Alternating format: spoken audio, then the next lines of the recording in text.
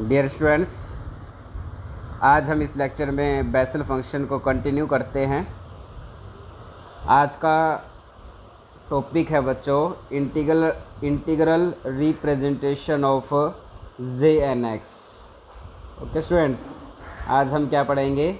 Integral representation of the J N X, मतलब Bessel function को integration के form में कैसे रिप्रेजेंट करेंगे, ये आज हम डिस्कस करेंगे। Okay students, okay. हमें पता है कि इससे पीछे वाले लेक्चर में आपने पढ़ा था कि we know that the generating function for J M X, आप जे एम की बजाय क्या लिख लीजिए यहाँ पर जे एन एक्स। ओके, तो generating function for J N X क्या होता है? e to the power x by 2 है, या आप इसको ऐसे लिख सकते हैं e to the power x into T minus 1 by T, और पूरे के नीचे क्या है बच्चों? 2 है। ओके, पिछले लेक्चर में आपने पढ़ा था ये किसके इक्वल होता है? Summation n is equal to minus infinity to infinity T की power n J N X. Okay, आप बच्चों यहाँ m की बजाय क्या समझ लेना?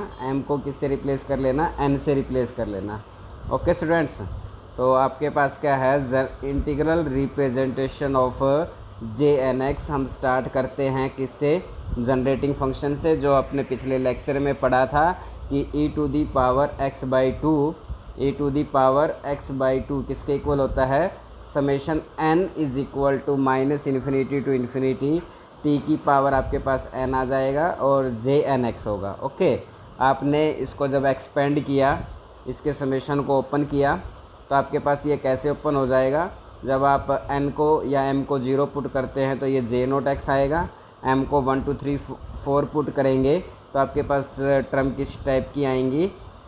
जब आप m को 0 पुट करते हैं तो जे नोट एक्स, 1 पुट किया तो जे 1 एक्स के साथ t आ जाएगा, जे 2 एक्स के साथ टी स्क्वेयर आ जाएगा, जे 3 एक्स के साथ टी क्यूब। ओके, इसी टाइप से अगर आप नेगेटिव वैल्यूज़ पुट करते हैं -1 -2 -3 -4, तो आपके पास टर्म आ जाएंगी जे -1 के साथ टी की पावर -1 आ जाएगी, जे -2 के साथ टी की पावर -2 आ जाएगी, जे -3 के साथ टी की पावर क्या आ जाएगी बच्चों? -3। ये सारा का सारा हमने कहाँ पढ़ा था? पिछले लेक्चर में आपने पढ़ा था। Okay students, okay. अब हम एक रिज़ल्ट यूज़ करेंगे जो आप पहले पढ़ चुके हैं कि जे एन एक्स किसके इक्वल होता है? -1 की पावर n जे माइनस एन एक्स के इक्वल होता है। ओके, आप इसको ऐसे भी लिख सकते हैं कि J minus N X is equal to -1 की power n J N X. ठीक है ना? आप इसको, इस टर्म को ऐसे भी लिखा जा सकता है। आप इसको ऐसे कैसे लिख सकते हैं? आप ये मान लो कि हम इस वाली टर्म को -1 की पावर n से मल्टीप्लाई करेंगे। जब आप -1 की पावर n से मल्टीप्लाई करेंगे तो ये वाली बन जाएगी -1 की power n J N X. जब इसकी आप -1 की पावर n से मल्टीप्लाई करेंगे तो आपके पास आ जाएगा -1 की पावर n, तो पहले था n से और मल्टीप्लाई कर दी तो टोटल पावर क्या बन जाएगी? 2n। तो -1 की इवन पावर हुई, तो इसलिए हम उसकी जगह पर क्या रख सकते हैं? 1 रख सकते हैं। तो इसलिए यहाँ पर सिंपल क्या है? जे माइनस एन एक्स है। यहाँ तक बात समझ में आएगी ना बच्चों? ओके,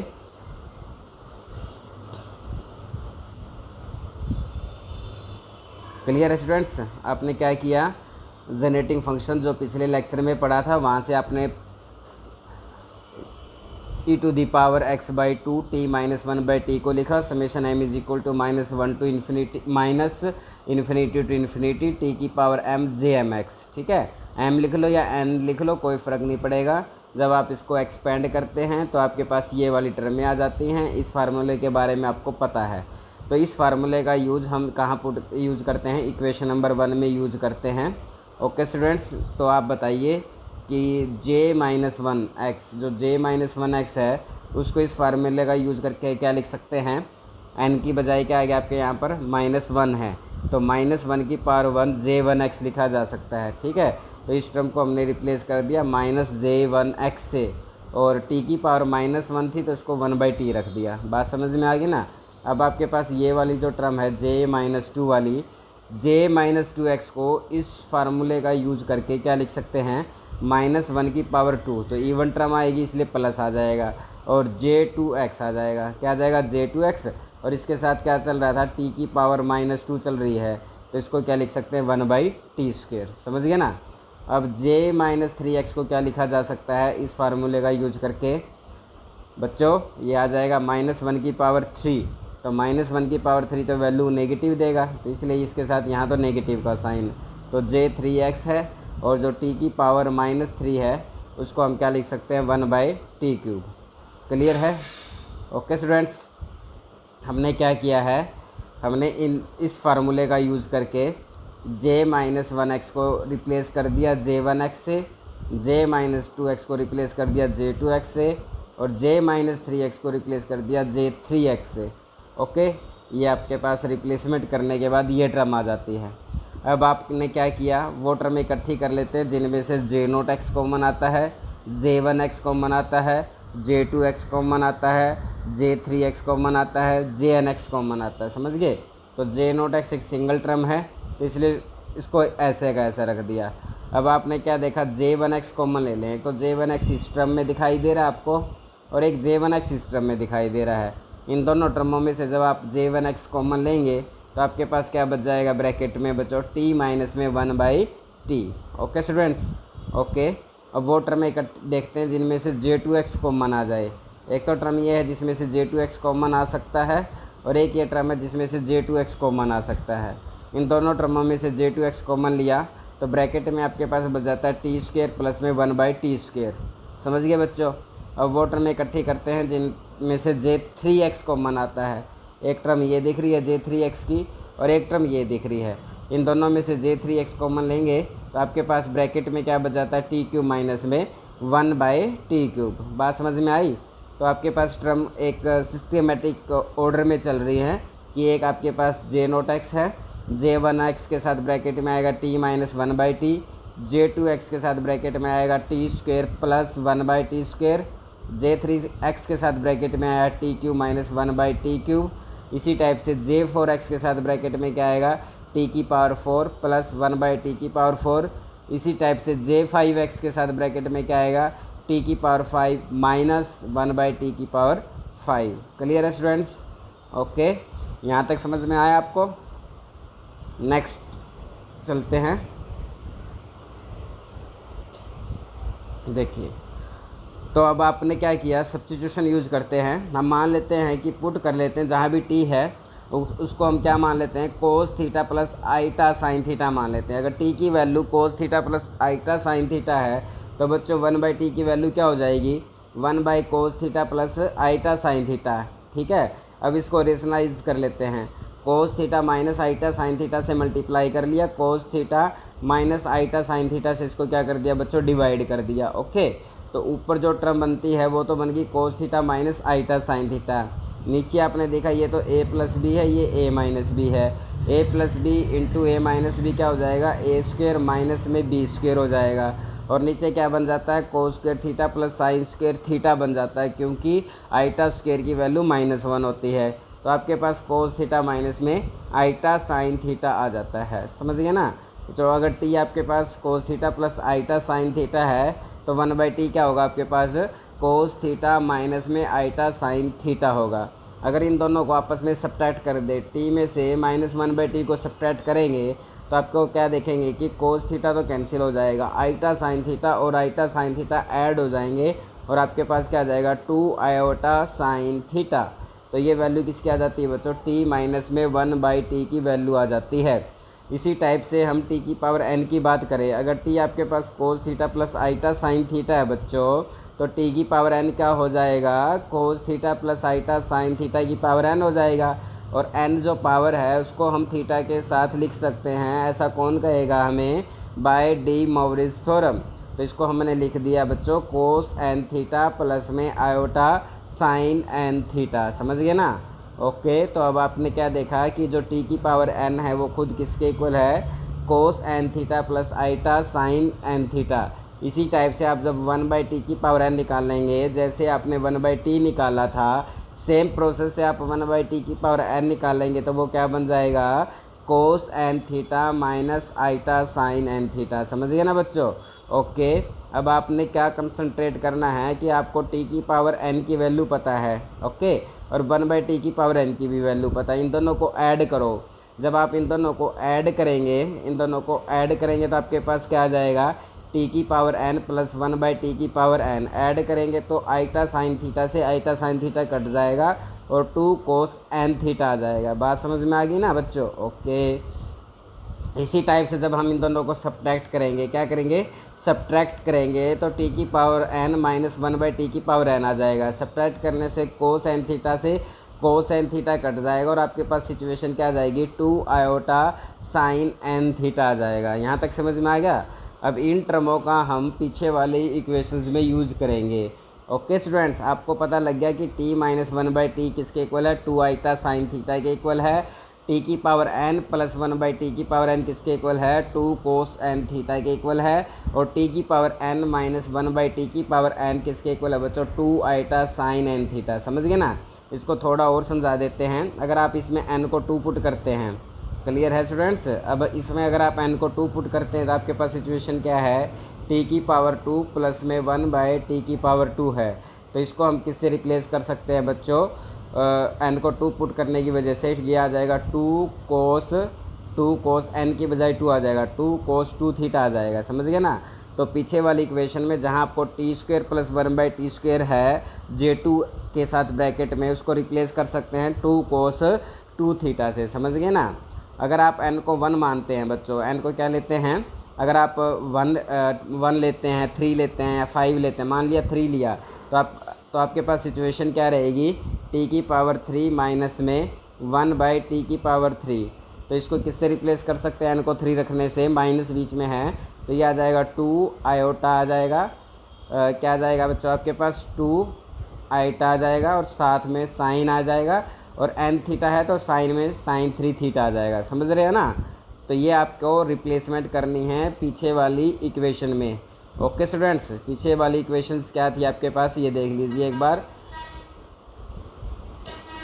इस इक्वेशन में आपको बच्चों क्या करना है, रिप्लेसमेंट करना है। देखो यहाँ था t माइनस 1/t था, तो इसको किससे रिप्लेस करेंगे आप, 2 आइटा साइन थीटा से रिप्लेस कर देंगे। ओके, यहाँ फिर t माइनस 1/t है तो इसको भी किससे रिप्लेस करेंगे, 2 आइटा साइन थीटा से। यहाँ t² प्लस 1/t² है तो इसको रिप्लेस करेंगे 2 कोस 2 थीटा से रिप्लेस करेंगे।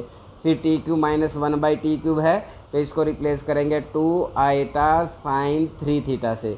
समझ गए ना? तो ये आपको क्या करनी है बच्चों, रिप्लेसमेंट करनी है इक्वेशन नंबर 2 में।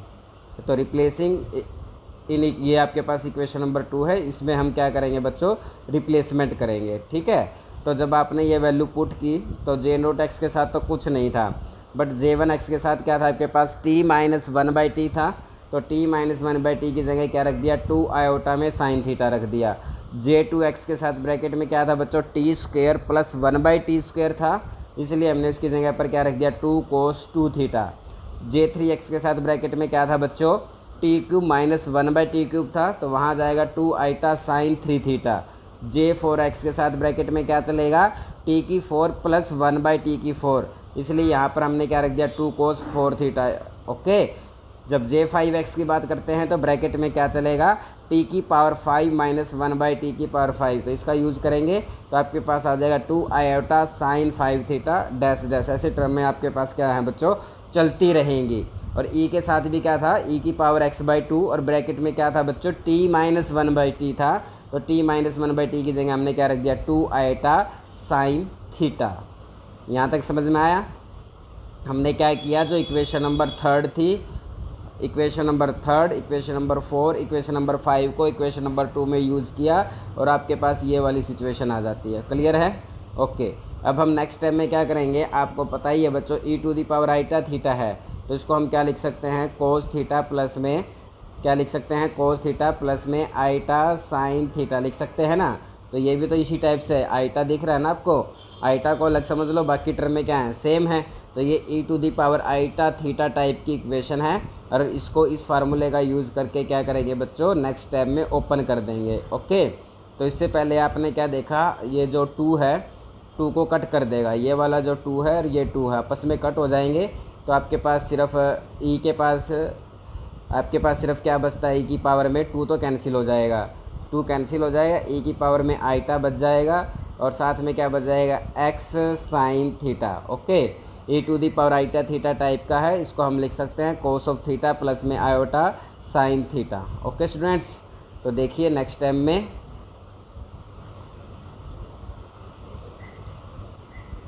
देखिए, तो आपने ये 2 से 2 कैंसिल किया, आपके पास सिचुएशन है E to the power iota X sine theta, बाकी टर्में सेम रखी, जे नोट एक्स सेम रखा, जे वन के साथ 2 आइटा साइन थीटा है, जे टू एक्स के साथ 2 कोस 2 थीटा है, जे थ्री एक्स के साथ 2 आइटा साइन 3 थीटा है, जे फोर एक्स के साथ 2 कोस 4 थीटा है, जे फाइव एक्स के साथ 2 आइटा साइन 5 थीटा। बाकी टर्म में हमने क्या रखी है बच्चों, सेम रखी है। अब इस फार्मूले को खोल लिया, E to the power iota theta को हमने लिख दिया कोस थीटा प्लस में iota sine theta.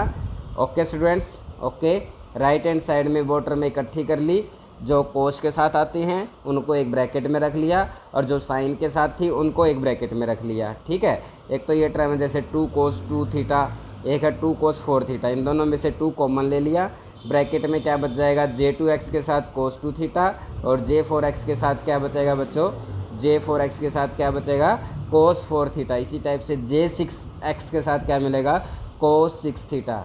Okay students, अब आपने साइन वाली टर्म में देखी, इसके साथ 2 आइटा कॉमन आ जाएगा, इधर से भी 2 आइटा कॉमन आ जाएगा, इधर से भी 2 आइटा कॉमन आ जाएगा।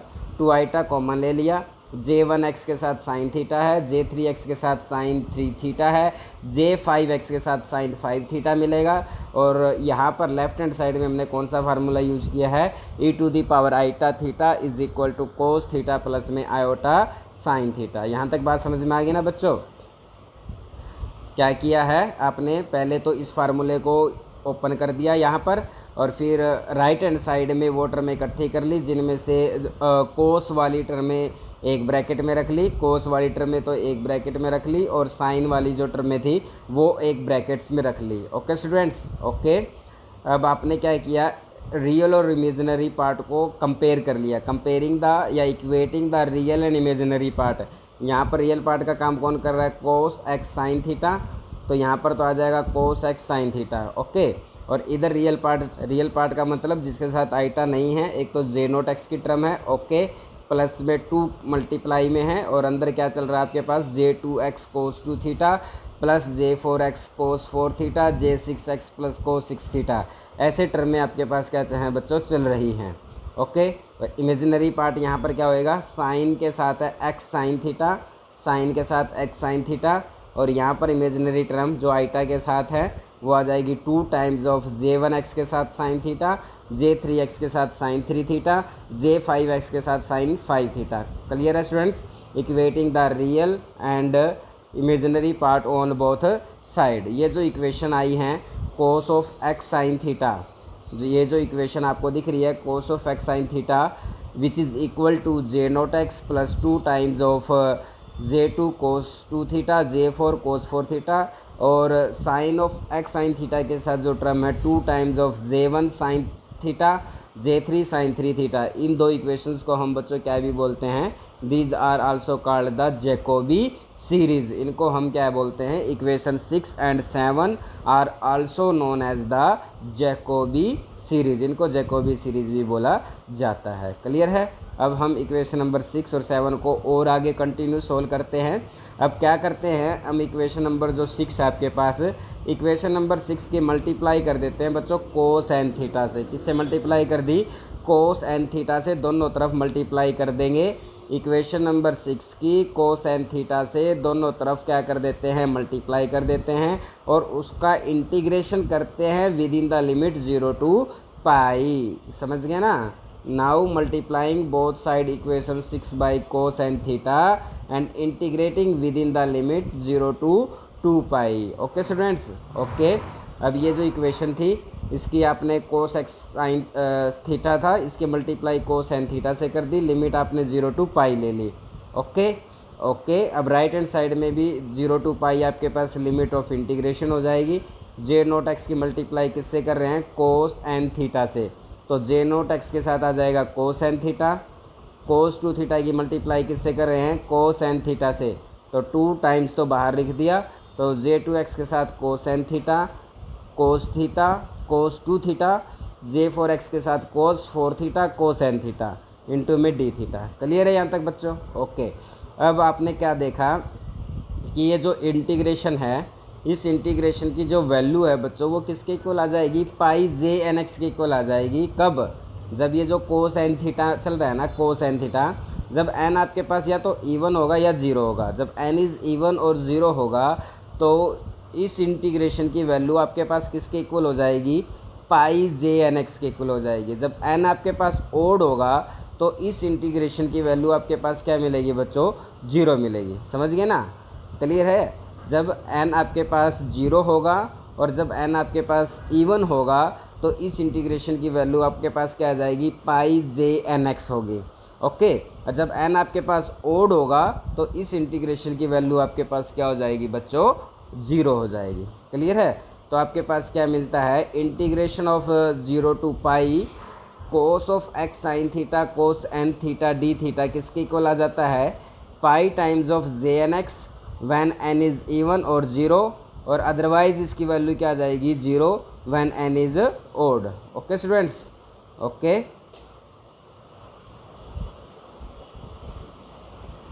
ये कुछ नोट है जो आपको पीछे वाले इंटीग्रेशन समझने में हेल्प करेगा कि इसमें क्या है कि अगर 0 टू 2 पाई है, 0 to pi limit of integration है, कोस ऑफ एम थीटा है, कोस ऑफ एन थीटा और डी थीटा है। Okay students?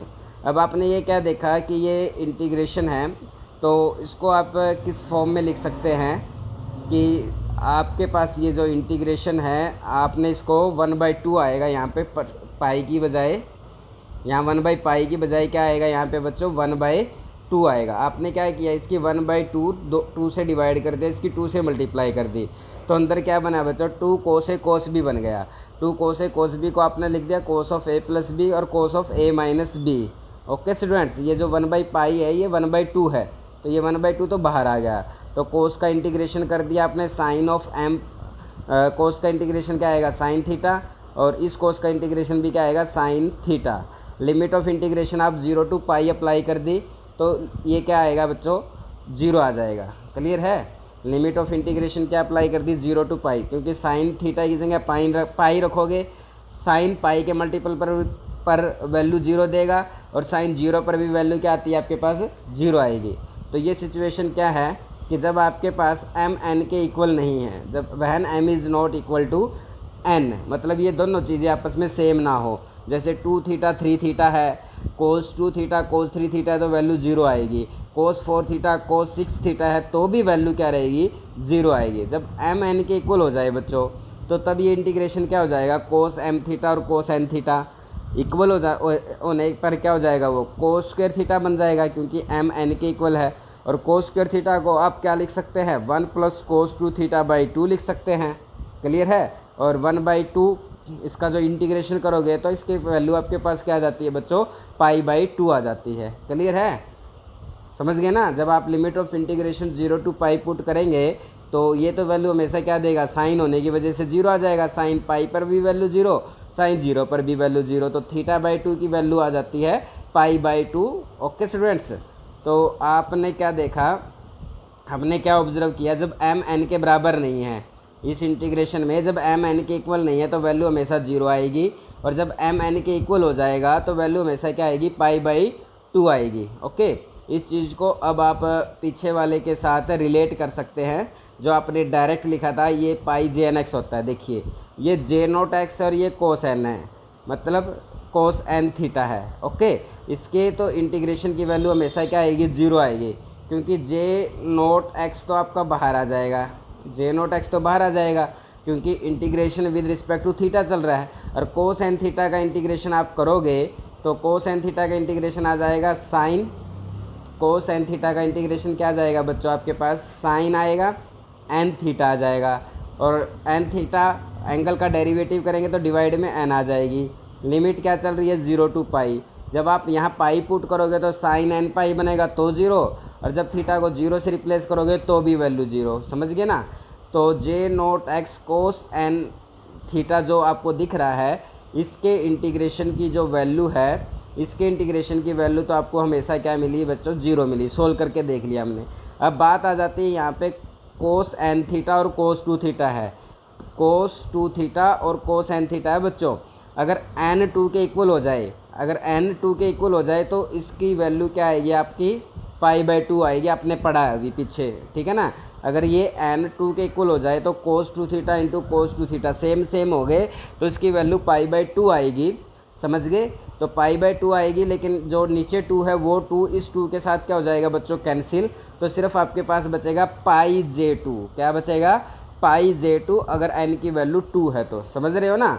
इसी टाइप से जब n की वैल्यू 4 हो जाए तो आपके पास क्या आ जाएगा, कोस 4 थीटा और कोस 4 थीटा, कोस स्क्वायर 4 थीटा बन जाएगा। तो ये वैल्यू π/2 देगा, 2 बाहर वाले 2 के साथ कट हो जाएगा तो J4 के साथ पाई बचेगा, ठीक है। तो यही इसमें कहा है कि जब n आपके पास इवन है या 0 है तो उसकी वैल्यू तो पाई के साथ JNX आएगी, अदरवाइज उसकी वैल्यू क्या हो जाएगी आपके पास बच्चों, 0 हो जाएगी। क्लियर है, ओके।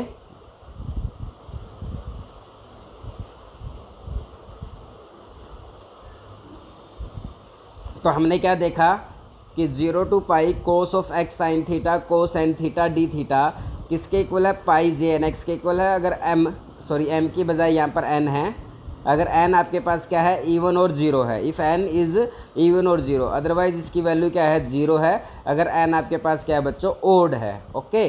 तो आपने यहाँ से वैल्यू निकाल ली कि pi JNX is equal to 0 to pi cos of x sine theta cos n theta D theta. लेकिन ये सिचुएशन कब है, जब आपके पास n क्या है, इवन है या 0 है, ओके। तो यहाँ से हमने देखा कि JNX किसके इक्वल हुआ, 1/पाई के इक्वल हुआ, 1/पाई integration of 0 to pi cos of x sine theta cos n theta D theta when n is even. तो ये आपके पास क्या है, integral representation of JNX, okay students. Similarly जिस टाइप से आपने इक्वेशन नंबर 6 को कोस n थीटा से मल्टीप्लाई करके लिमिट 0 टू पाई ली थी, इसी टाइप से हम क्या करेंगे, इक्वेशन नंबर 7 को साइन n थीटा से मल्टीप्लाई करके लिमिट 0 टू पाई लेंगे, ओके स्टूडेंट्स। अब नेक्स्ट स्टेप आपके पास यही रहेगा कि इक्वेशन नंबर 7 को now similarly multiplying 7 by equation number 7 को साइन n थीटा से और integrating within the limit 0 to pi, और लिमिट ऑफ इंटीग्रेशन आपको क्या लेनी है बच्चों, 0 से लेकर पाई लेनी है। क्लियर है स्टूडेंट्स। तो आपने यही स्टेप किया कि 0 टू पाई लिमिट ली, sine of x sine theta था, उसकी साइन n थीटा से मल्टीप्लाई कर दी, लिमिट 0 टू पाई ली। तो J1x के साथ साइन थीटा था, अब साइन n थीटा से आपने मल्टीप्लाई कर दी। J3x के साथ साइन 3 थीटा पहले था, साइन n थीटा से आपने मल्टीप्लाई कर दी, ओके। जब हम इसके इंटीग्रेशन को करेंगे तो आपको क्या पता चलेगा कि जब n इवन हो जाए, n इवन होने का मतलब क्या है कि जब साइन थीटा और साइन n थीटा अलग अलग हो जाए, क्योंकि साइन थीटा तो ओड है, sign theta sign 3 theta sine 5 theta ये तो सारे ओड है, और n इवन हो जाए तो आपके पास सिचुएशन ये रहेगी, sign theta sign 2 theta sine theta sign 4 theta sine 3 theta sine 4 theta, मतलब अलग अलग हो साइन के साथ एंगल्स। तो उस सिचुएशन में इस इंटीग्रेशन की वैल्यू हमेशा आपको क्या मिलेगी बच्चों, 0 मिलेगी। और जब n ओड हो जाए, मतलब वो सेम हो जाए, मतलब साइन थीटा बन जाए, साइन 3 थीटा बन जाए, या साइन 5 थीटा या साइन 5 थीटा बन जाए, अगर वो सेम बन जाते हैं तो उस सिचुएशन में उस इंटीग्रेशन की वैल्यू आपके पास क्या आ जाती है, पाई JNX, ठीक है ना बच्चों। उसमें तो क्या था कि जब n इवन था तो पाई JNX था, n इवन था पीछे वाले केस में तो पाई JNX वैल्यू थी। यहाँ अगर n इवन है तो 0, उल्टा है, ठीक है ना। n ओड पर वहाँ वैल्यू 0 थी, यहाँ n ओड पर वैल्यू क्या है, पाई JNX है। तो आपके पास integration of 0 to pi sine x sine theta sine n theta D theta की वैल्यू क्या आ जाती है, 0 आ जाती है। कब, जब n आपके पास इवन है, और इसकी वैल्यू पाई JNX आ जाती है कब, जब n आपके पास ओड है, ओके। तो इसका मतलब हमें क्या मिला, पाई JNX। यहाँ से हमने लिख दिया कि पाई JNX किसके इक्वल है, 0 to pi sine of x sine theta sine n theta, कब, जब n आपके पास ओड है, ओके। तो यहाँ से हमें मिला कि JNX, यहाँ से हमें क्या मिलता है बच्चों, JNX इज़ इक्वल टू, यहाँ पर n है बच्चों, क्या है, n है, तो J N x is equal to 1 to pi 0 to pi sine of x sine theta sine N theta when N is odd. It is the integral representation of J N X. Okay, तो दो तरीके से हम J N X को integration की form में लिख सकते हैं। एक में तो आता है J N x is equal to 1 by pi 0 to पाई, वहाँ क्या आता है sine of x sine theta है, तो वहाँ आता है cos of x sine theta cos N theta, sine N theta की बजाय कोस एन थीटा। और एक तरीका ये है कि J N x is equal to 1 by pi 0 to pi sine of x sine theta sine N theta D theta. वहाँ पर एन इवन चलता है, यहाँ पर एन ओड चलता है। ठीक है, 1 और 2 को ऐड कर दें, वो इवन के लिए ट्रू थी, ये ओड के लिए ट्रू है, तो ऐड करेंगे तो इसका मतलब ये दोनों के लिए ट्रू हो जाएगी, ओड के लिए भी और इवन के लिए भी। समझ गए ना? तो जे एन एक्स और जे एन एक्स को आपने ऐड किया तो आपके पास 1 बाई पाई तो बाहर आ जाएगा, तो ये आ जाएगा 0 to pi cos of x sine theta sine N theta plus में sine X sine theta sine N theta. Clear है? अब आपके पास ये जो फार्मूला है ये क्या बनता है बच्चों, कोस ए कोस बी प्लस में साइन ए साइन बी। ओके, तो ये क्या बनता है कोस ए कोस बी प्लस में साइन ए साइन बी। तो इसको आपने क्या लिख दिया, आपने इसको लिख दिया cos of A minus b. और यहाँ पर एन क्या है, अब एन ओड भी है इवन भी है, तो इसलिए हमने यहाँ पर क्या लिख दिया for all n belong to Z. Clear है? तो इसका मतलब हमें क्या मिला कि ये जो शो किया है कि 1 by pi integration of 0 to pi cos of X N theta minus में X sine theta D theta, it is called the integral representation of J N X. Okay, अब हम इसके क्या है बच्चों एक पर्टिकुलर केस को डिस्कस करते हैं। अगर आप इसमें इस फार्मूले में अगर n को क्या पुट कर दें, n को अगर हम 0 पुट कर दें तो आपके पास क्या आ जाएगा, n को 0 पुट करेंगे तो यहाँ क्या बन जाएगा जे नॉट एक्स मिल जाएगा। क्लियर है ना? जब आप n को 0 पुट करेंगे तो यहाँ आ जाएगा जे नॉट एक्स, और या 1 by pi 0 to pi n को 0 पुट किया तो माइनस एक्स साइन थीटा, तो पाई की मल्टीप्लाई कर दी तो आपके पास क्या मिला कि पाई जे नॉट एक्स किसके इक्वल है 0 to pi cos of x sine theta D theta. ठीक है, और कोस क्या है माइनस को बाहर नहीं भेजता, इसलिए यहाँ पर हमने सेम रख दिया cos of x sine theta D theta. Clear है स्टूडेंट्स? ओके, एक चीज़ और ध्यान रखना है, कहीं जब आप इक्वेशन नंबर ए और बी को ऐड करते हैं तो आप ये मत सोचना कि लेफ्ट हैंड साइड में भी जे एन एक्स, दोनों में लेफ्ट हैंड साइड में जे एन एक्स था और जब आप उनको ऐड करेंगे तो J N x plus J N x 2 J N x बन जाएगा। आप ये मत सोचना कि वो 2 जे एन एक्स का नहीं बनेगा। क्यों नहीं बनेगा? क्योंकि वो वाली जो चीज़ें ट्रू थी जे एन एक्स वाली, वो तो इवन के लिए ट्रू थी, और ये वाली जो जे एन एक्स है ये किसके लिए ट्रू है, ओड के लिए है। वो अलग एन के लिए ट्रू है, ये अलग एन के लिए ट्रू है, वो एन इवन के लिए ट्रू है, ये एन ओड के लिए ट्रू है। तो ऐड करेंगे तो J N x plus J N x नहीं बनेगा, वो 4l n हो जाएगा। ठीक है ना? ये जो जे एन एक्स लिखा है यहाँ पर जे एन एक्स ही आएगा, 2 times of J N x नहीं बनेगा। ओके स्टूडेंट्स, ये जे एन एक्स जो बना है अब वो 4l n के लिए हो जाएगा। 4l n का मतलब चाहे वो n ओड हो चाहे वो n इवन हो। Okay students, bye.